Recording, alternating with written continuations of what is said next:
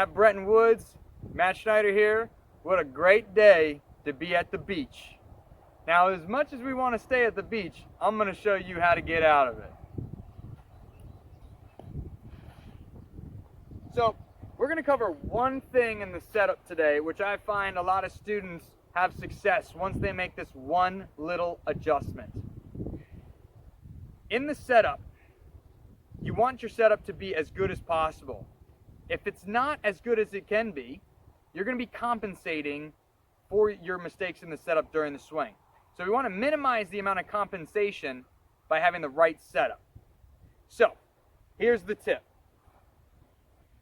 As the club's interacting with the sand, we want it to kind of skip off the sand or come in shallow.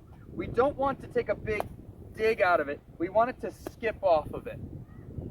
So, a shallower attack angle can prove beneficial for you. And the way that we're going to do that is, if I were to take a normal swing setup, you can see I have a certain amount of spine angle here. This would be about a normal setup for me for a wedge shot. But since I'm in the bunker and I want to shallow out my swing plane a little bit, I'm actually going to get a little bit more knee flex.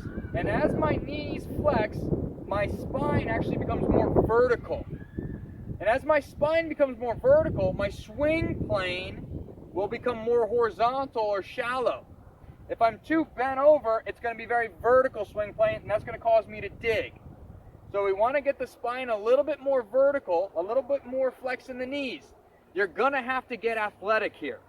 Okay, wider stance and really sit into it. A lot of people call this a horse stance. Wide legs, knees bent, squatting down. This is really important in the bunker. So, we're going to get in that setup, and I want you to notice that my spine is going to be more vertical. This is going to shallow out my swing plane and allow me to hit successful bunker shots without digging too deep.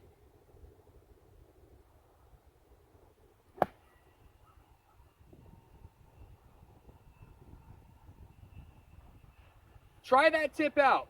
If it works for you, let me know. I'd love to hear from you. Drop me a comment. Remember, you need to experiment with different techniques in order to find your true way of playing golf. There are no right and wrong answers. There's only technique and probability. And you have to find out which pair of that combination works for you. Good luck out there. Matt Schneider, over and out.